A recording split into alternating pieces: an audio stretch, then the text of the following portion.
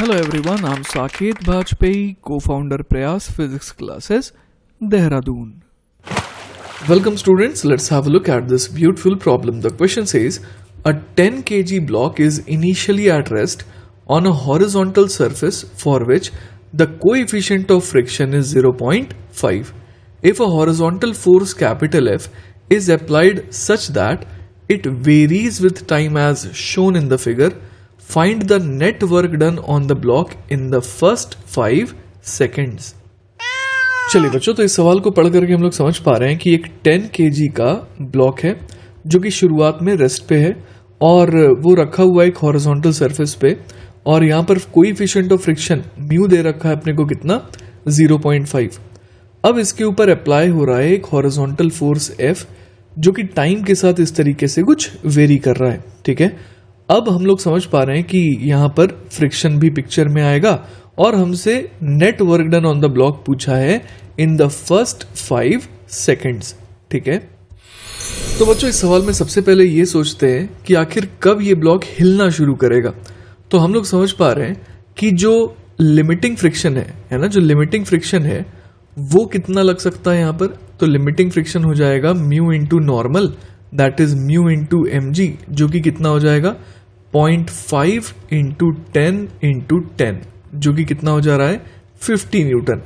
तो हम लोग समझ पा रहे हैं कि इस पर जो मैक्सिमम फ्रिक्शन लग सकता है वो कितना लग सकता है, 50 न्यूटन लग सकता है. क्लियर है ये बात. तो इस पर जब 50 न्यूटन आगे की तरफ लग रहा होगा, क्लियर है, उस मोमेंट पर हम लोग समझ पा रहे हैं कि ये ब्लॉक जो है वो पहली बार हिलना शुरू करेगा. ठीक है, इसके अलावा बच्चों हम लोग ये भी देख सकते हैं कि t इक्वल टू 1 है ना, t इक्वल टू 1 पर हम लोग समझ पा रहे हैं कि जो कैपिटल F होगा वो कितना हो चुका होगा, 50 न्यूटन हो चुका होगा. क्लियर है, क्योंकि यहाँ पर स्ट्रेट लाइन ग्राफ हम लोग देख पा रहे हैं 2 सेकंड तक है, तो 2 सेकंड पे अगर 100 न्यूटन हुआ तो 1 सेकंड पे ऑब्वियसली 50 न्यूटन हुआ होगा. तो F की वैल्यू जो है वो 50 न्यूटन कब हुई होगी, t इक्वल टू 1 पे. तो t इक्वल टू 1 वो मोमेंट है जब ये ब्लॉक जो है क्या करेगा, जस्ट स्लाइड करने वाला है. ठीक है, तो हम लोग समझ पा रहे हैं कि t इक्वल टू 1 के बाद इस पर कैसा फ्रिक्शन लगेगा. तो इस पर जो फ्रिक्शन लगेगा वो लगेगा काइनेटिक. क्लियर है, तो काइनेटिक फ्रिक्शन की वैल्यू भी कितनी हो जाएगी, mu into normal, that is 50 Newton. अब देखिए बच्चों, हमसे पूछा गया है net work done on the block in the first 5 seconds. तो 5 सेकेंड तक हम लोग समझ पा रहे हैं कि 5 सेकेंड तक यहाँ पर ब्लॉक जो है वो चलता ही रहेगा, क्योंकि आप देखिए यहाँ पर कि जो कैपिटल F है वो 5 सेकेंड पर कितना हो चुका है, वो वापस से 50 हो चुका है ना. तो t इक्वल टू 1 पे वो 50 हुआ था, उसके बाद वो बढ़ता ही चला गया और फिर कम होने लगा 4 के बाद. लेकिन 4 के बाद t इक्वल टू 5 जब आया तब भी हम लोग देख पा रहे हैं कि वो जो कैपिटल F की वैल्यू है वो सेफ साइड पे है, मतलब कि वो इतनी है इजीली कि वो मूव करवा सके. ठीक है, तो बच्चों हमें एक चीज की क्लैरिटी हो गई और वो ये है कि पूरे के पूरे है ना 1 सेकेंड से लेकर के 5 सेकेंड के इंटरवल में ये जो ब्लॉक है ये मूव लगातार करता ही रहेगा.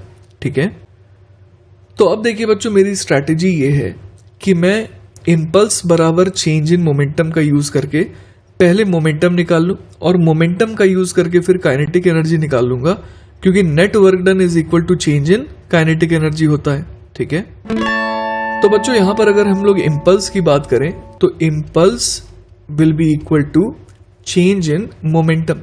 तो इम्पल्स यहां पर किसकी वजह से आएगा, तो इम्पल्स आएगा हम लोग समझ पा रहे हैं कैपिटल F और स्मॉल f की वजह से, जो कि हो जाएगा F माइनस एफ dt का इंटीग्रेशन. क्लियर है ये बात, क्योंकि यहां पर कैपिटल F जो है वो राइट की तरफ लग रहा है और फ्रिक्शन जो है काइनेटिक वो लेफ्ट की तरफ लग रहा है, और हमें इसे जो है लिमिट पुट करवानी है कहां से कहां तक, 1 से लेकर के 5 तक, क्योंकि 1 पे तो ये चलना शुरू ही कर रहा है. ठीक है, तो हम लोग समझ पा रहे हैं बच्चों कि ये हो जाएगा चेंज इन मोमेंटम के बराबर, लेकिन इनिशियल मोमेंटम तो 0 था, तो सिंपली जो फाइनल मोमेंटम है वही चेंज इन मोमेंटम हो जाएगा. ठीक है, अब देखिए बच्चों, यहां पर हम लोग ये भी समझ पा रहे हैं कि जो फ्रिक्शन है वो काइनेटिक है और उसकी वैल्यू जो है कितनी है, 50 न्यूटन है. क्लियर है ये बात. तो हम लोग यहां पर समझ पा रहे हैं कि जो लेफ्ट हैंड साइड है उसको कैसे ब्रेक किया जा सकता है, उसको ब्रेक किया जा सकता है as integration of F D T minus integration of small F D T, और ये कहां से कहां, 1 से लेकर के 5 तक। ठीक है, तो देखिए बच्चों, अगर हम लोग कैपिटल एफ डी टी की बात करें तो ये बेसिकली क्या हो जाएगा, 1 से 5 तक एरिया अंडर द ग्राफ, मतलब कि ये पूरा का पूरा एरिया। ठीक है, तो ये हम लोग समझ पा रहे हैं कि ये पहला टर्म हो गया। अब उसमें से स्मॉल एफ डी टी का इंटीग्रेशन घटाना है 1 से लेकर के 5 तक, लेकिन स्मॉल एफ की वैल्यू कितनी है, 50 न्यूटन है। तो हम लोग यहां पर समझ पा रहे हैं कि ये जो दूसरा टर्म है स्मॉल एफ डी टी का इंटीग्रेशन, ये बेसिकली क्या हो गया, 50 इंटू 4 हो गया। 1 से लेकर के 5 तक की अगर बात कर रहे हैं तो ये 50 इंटू 4 हो गया। ठीक है, अब देखिए बच्चों, एक बहुत आसान सी चीज हम लोग यहां पर देख पा रहे हैं कि कैपिटल एफ डी टी ये पूरा एरिया अंडर द ग्राफ था 1 से लेकर के 5 तक, लेकिन अगर उसमें से स्मॉल एफ डी टी घटाना है तो एक तरीके से हम लोग देख पा रहे हैं कि वो ये वाला एरिया हो गया बेसिकली। ठीक है, तो हम लोग पूरे शेडेड एरिया में से अगर ये एरिया घटा देंगे तो हम लोग समझ पा रहे हैं कि एरिया बचेगा कौन सा, तो बचेगा ये ग्रीन वाला एरिया। तो यही हमारा क्या हो जाएगा, यही हमारा हो जाएगा मोमेंटम पी के बराबर। क्लियर है ये बात? तो देखिए बच्चों, ये जो मोमेंटम है वो हमारे पास कितना आ जाएगा, तो इस ट्रेपीजियम का area that is half of sum of parallel sides. तो पैरेलल साइड्स का सम कितना हो जाएगा, तो 1 से लेकर के 5 हो गया कितना, 4 प्लस 2 से लेकर के 4 हो गया 2 multiplied by distance between them, तो वो हो गया 50। क्लियर है? तो मोमेंटम हमारे पास कितना आ गया देखिए, तो ये हो गया 150 है ना, मोमेंटम कितना हो गया 150, और इसकी यूनिट क्या हो जाएगी, तो केजी मीटर पर सेकंड।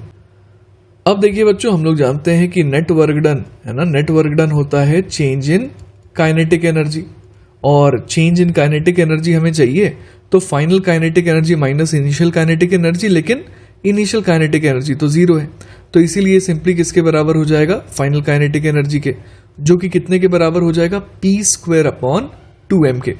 तो यहां से नेट वर्क डन देखिए कितना आ जाएगा, तो p आया था 150, तो 150 का square upon twice of mass, तो 2 इंटू 10।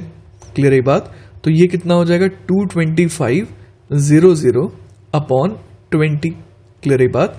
तो यहां से हम लोग देख सकते हैं बच्चों कि हमारा फाइनल आंसर क्या आ जाएगा, तो वो आ जाएगा 2250 अपॉन 2, दैट इज ये हो जाएगा 2 1 1, फिर इधर आ जाएगा 2 2 4 10 इतना, तो ये हो गया इतना जूल।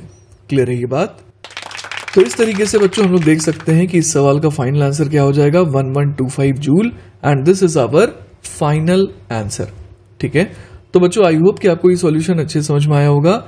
इन केस अगर कोई डाउट रह जाता है then feel free to contact me, I will be very happy to help you. Take care बच्चों, बाय बाय।